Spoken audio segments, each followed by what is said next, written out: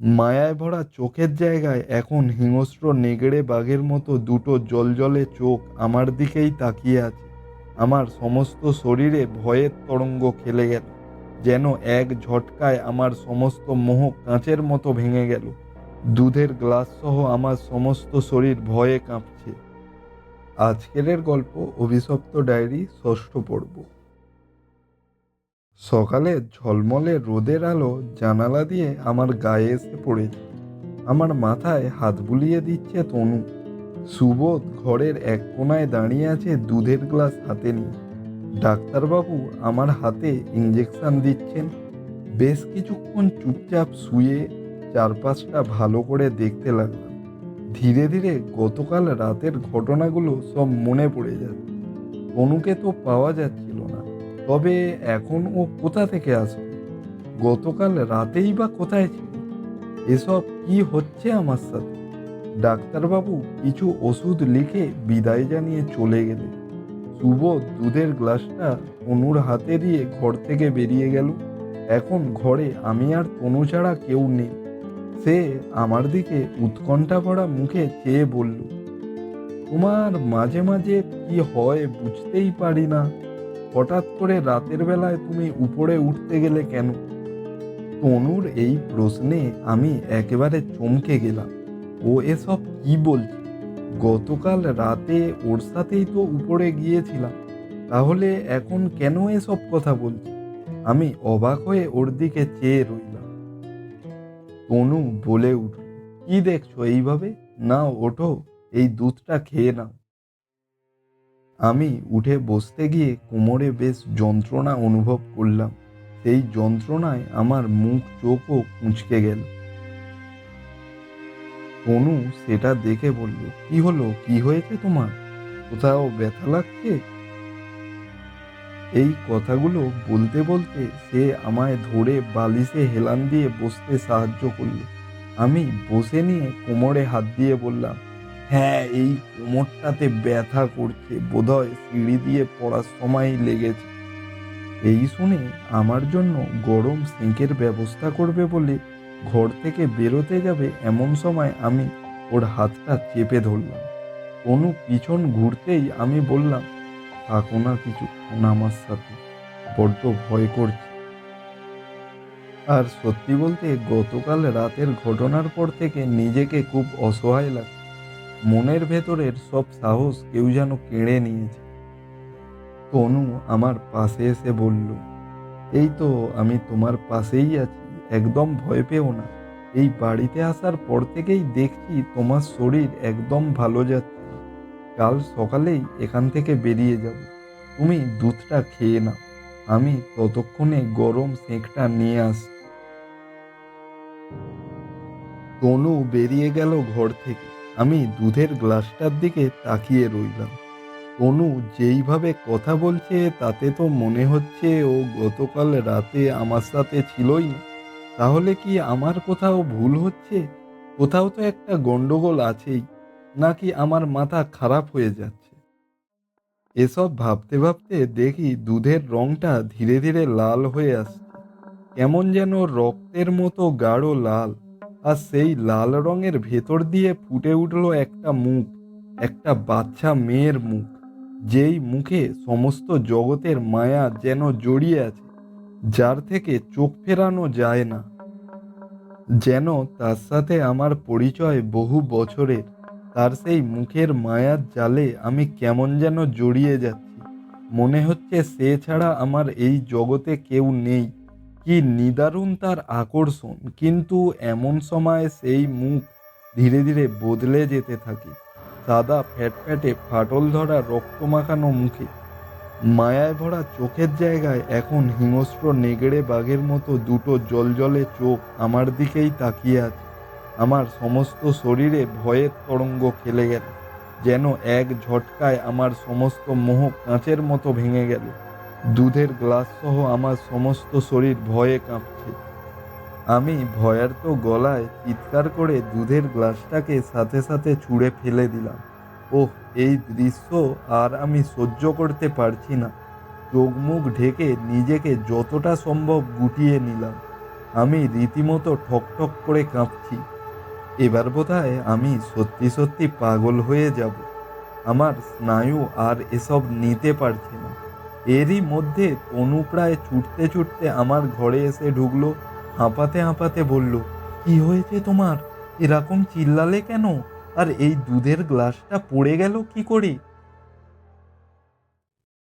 আমি কোনো উত্তর দিতে পারছিলাম না। খালি মনে হচ্ছিল ওই শয়তানটা আমায় বাঁচতে দেবে না। তনু আমার পাশে এসে বসে গায়ে হাত বুলিয়ে উত্তেজিতভাবে বলতে লাগলো, এই কি হলো তোমার? এরকম করছো কেন তুমি? সেই সময় আমি তনুকে জড়িয়ে ধরে প্রায় কাঁদতে কাঁদতে বললাম, ও আমার বাঁচতে দেবে না, মেরে ফেলবে। আমি পাগল হয়ে যাব। আমি আর এখানে থাকবো না, থাকবো না। প্লিজ শান্ত হও, এরকম করো না। কে মেরে ফেলবে তোমায়? আমি জানি না তনু, সত্যিই জানি না। চলো আমরা এখান থেকে চলে যাই। দেখো, তোমার শরীর এমনিতেই ভালো নেই। আজ এইভাবে যাওয়া সম্ভব নয়। সেই সময় ঘরে সুবোধ, হরিপদদা আর হরিশদাও ছিল। হরিপদদা আমাদের কাছে এসে তনুকে উদ্দেশ্য করে বলল, বৌদিমণি, দাদাবাবু ঠিকই বলছেন। আর এক রাত্রিও এখানে থাকবেন না। আপনারা আজই এখান থেকে চলে যান। তনু হরিপদদাকে এর কারণ জিজ্ঞাসা করাতে সে কিছু না বলে নিজের মনে বকবক করতে করতে ঘর থেকে বেরিয়ে গেল। সুবোধ আর হরিশদাকে জিজ্ঞেস করেও কোনো লাভ হলো না। তারা এই ব্যাপারে কিছুই বলতে পারল না। তবে তনু কিছুতেই রাজি হলো না আমাকে এই অবস্থায় বাড়ির বাইরে বের করতে। সুবোধকে কাল ভোরবেলায় বের হবার জন্য একটা গাড়ি ঠিক করে দেওয়ার কথা বলা হলো। তবে আজও আমার মনে হয় সেদিন যদি তনু চলে যাওয়ার জন্য রাজি হতো, তাহলে ওই দিন সবথেকে ভয়ঙ্কর রাতটায় কাউকে সাক্ষী হিসাবে থাকতে হতো না।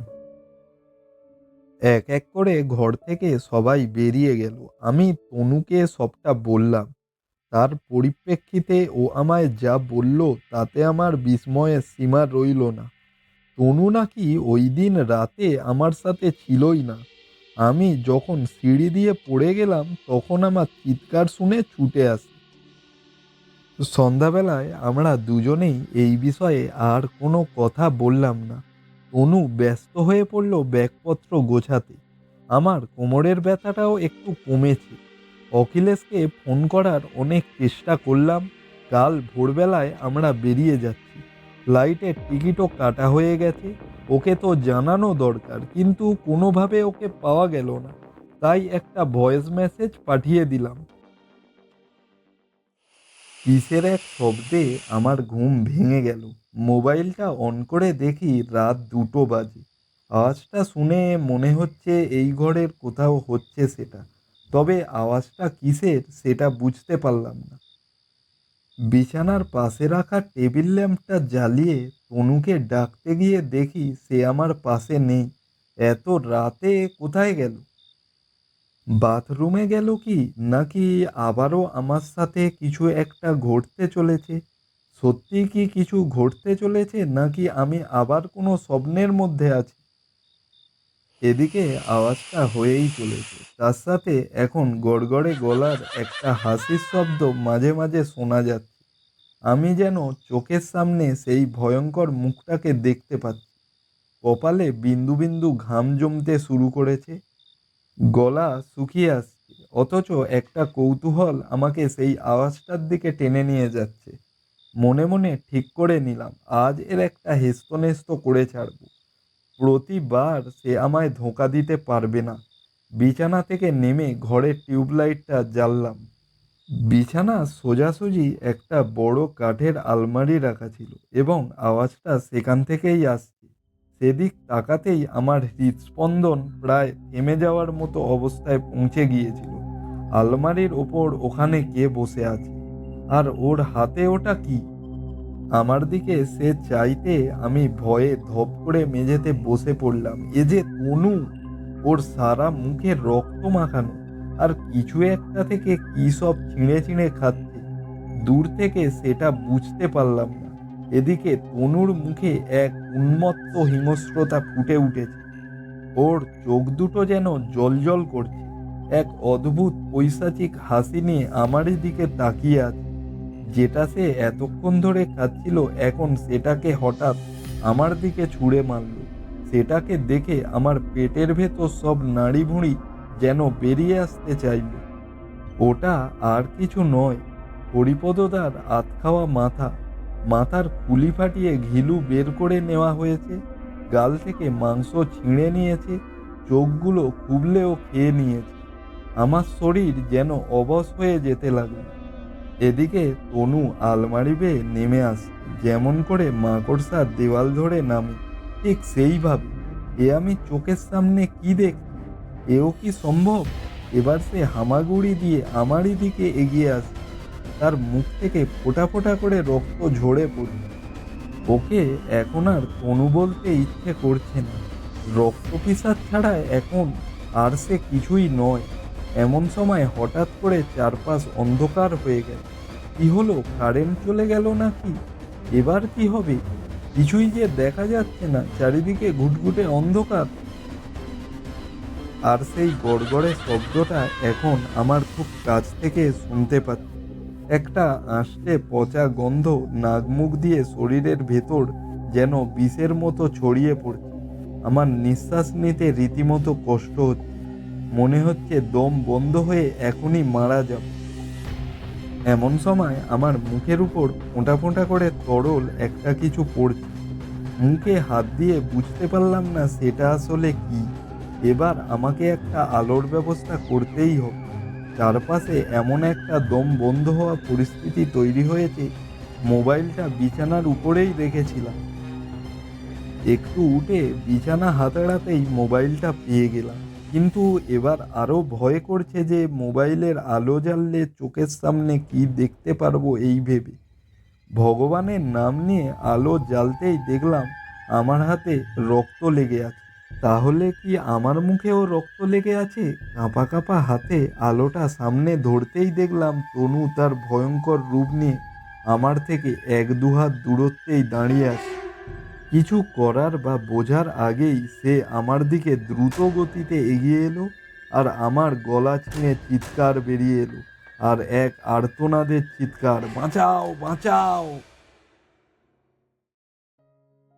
আশা করছি আপনাদের এই গল্পটি ভালো লেগেছে। যদি ভালো লেগে থাকে আমাদের গল্পধ্বনি চ্যানেলটাকে অবশ্যই সাবস্ক্রাইব করবেন। সাথে এই ভিডিওটাকে লাইক করে আমাদের উৎসাহ বাড়াবেন। আজকের গল্প আমরা এখানেই শেষ করছি। Tata, bye bye.